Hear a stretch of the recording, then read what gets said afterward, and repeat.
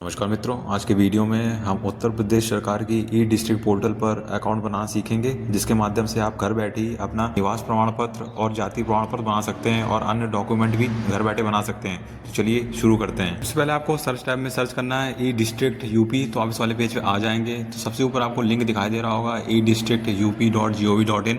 तो आपको इसमें क्लिक करना है। फिर आप अगले पेज पे आ जाएंगे तो आपको ऊपर की ओर दाएं साइड में लाल बॉक्स के अंदर दिखाई देगा लॉगिन वाला बटन। तो आपको उसमें क्लिक करना है। जैसे आप उसमें क्लिक करेंगे तो आपको नीचे की ओर बहुत सारे विकल्प खुल के आएंगे। तो आपको उसमें दूसरा वाला विकल्प दिखाई देगा सिटीजन लॉगिन ई साथी का, लाल बॉक्स के अंदर। तो आपको सीधे उस पर क्लिक करना है। फिर आप अगले पेज पे आएंगे तो आपको ऊपर की ओर दाएं साइड में लाल बॉक्स के अंदर दिखाई देगा नवीन उपयोगकर्ता पंजीकरण, काले एरो दर्शाया जा रहा है। तो आपको सीधे उस पर क्लिक करना है। तो आप अगले पेज पे आएंगे तो सबसे पहले आपको दिखाई देगा लॉगिन आईडी। तो आपको दाएं साइड में लॉगिन आईडी अंकित करनी है। आप अपने अनुसार लॉगिन आईडी बना सकते हैं। तो आपको स्क्रीन में कोई उदाहरण दिखाई दे रहा होगा कि आपको लॉगिन आईडी कैसे बनानी है। तो आप उसमें अंकित करेंगे और दाएं साइड में नीला वाला बटन दिखाई देगा। तो आप उसमें क्लिक करेंगे तो आप पता कर सकते हैं कि आपकी वो जो लॉगिन आईडी आपने अंकित की वो उपलब्ध है कि नहीं है। फिर जैसे ही वो आप सेट हो जाएगी तो आपको फिर अपना नाम अंकित करना है, यहाँ पे आवेदक का नाम। फिर उसके बाद आपको जन्म तिथि अंकित करनी है। उसके बाद आपको लिंग अंकित करना है। उसके बाद आपको यहाँ पे आवासीय पता जहाँ पे आप रहते हैं। फिर उसके बाद आपको पिन कोड अंकित करना है। फिर उसके बाद आपको अपना जो जिला है वो आप यहाँ पे अंकित करेंगे। उसके बाद आपको जो ईमेल आईडी है वो आप यहाँ पे अंकित कर देंगे। और फिर आपको यहाँ पे जो मोबाइल नंबर रजिस्टर करना है वो आप यहाँ पे अंकित करेंगे। और दाएं साइड में सेंड ओटीपी का बटन दिखाई देगा। तो आपके मोबाइल नंबर पे ओटीपी आएगा, आप नीचे ओटीपी अंकित करेंगे। दाएं साइड में आपको दिखाई देगा वैलिडेट ओटीपी का बटन हरे रंग से। तो आपको उसमें क्लिक करना है। उसके बाद आपको यहाँ पे नीचे दिखाई देगा सुरक्षा कोड। तो आपको नीचे जो कैप्चा दिखाई दे रहा है तो आपको ऊपर दिखाई दे रहा होगा खाली डब्बा सुरक्षा कोड दर्ज करें। तो आपको जो कैप्चा दिखाई दे रहा है वो आप यहाँ पे अंकित करेंगे। और आपको यहाँ पे नीचे दिखाई देगा सुरक्षित करें का बटन नीले रंग से। तो आपको सीधे उसमें क्लिक करना है। आपको सारी पॉप विंडो खुल के आएगी। तो आपको यहाँ पे दिखाई दे रहा होगा लिखा हुआ कि पंजीकरण सफलतापूर्वक हो गया है। और नीचे दिखाई दे रहा होगा लिखा हुआ ओटीपी पासवर्ड आपके पंजीकृत मोबाइल नंबर पर भेज दिया गया है। तो आपको क्या करना है, ठीक है, यहाँ पे विकल्प दिखाई देगा। तो आपको सीधे उसमें क्लिक करना है। यहाँ पे अगले पेज पे आ गए हैं तो आपको अब अपनी पंजीकरण डिटेल्स यहाँ पे अंकित करनी है। दाईं ओर जहाँ पे लिखा है पंजीकृत उपयोगकर्ता लॉगिन, आपको सबसे पहले अपनी जो लॉगिन आईडी बनाई थी वो आप यहाँ पे अंकित करेंगे। फिर दूसरे नंबर पे आपको दिखाई देगा जो आपके रजिस्टर्ड मोबाइल नंबर पे अभी जो ओटीपी भेजा गया है आपको वो यहाँ पे अंकित करना है। या पासवर्ड भेजा गया वो आपको यहाँ पे अंकित करना है।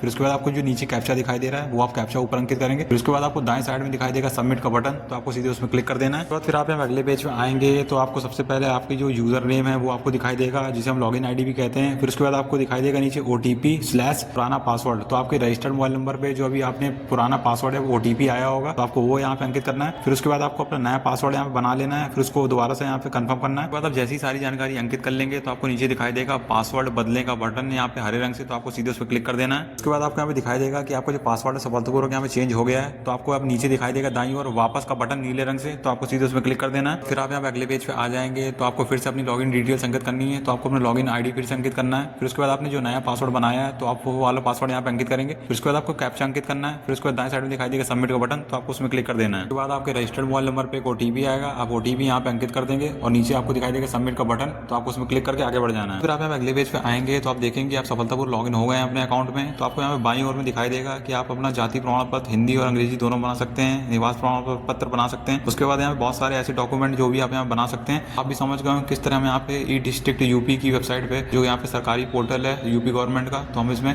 अपने निजी काम यहाँ पे घर बैठे ही कर सकते हैं। तो अगर आप भी चाहें तो सेम प्रक्रिया से अपना अकाउंट बना सकते हैं। तो अगली वीडियो में हम यहाँ पे निवास प्रमाण पत्र बनाना सीखेंगे इसी पोर्टल के माध्यम से। तो मैं आशा करता हूँ आपको अच्छा लगा होगा वीडियो। अगर अच्छा लगा वीडियो को लाइक करिए, चैनल सब्सक्राइब करें, कमेंट जरूर करें।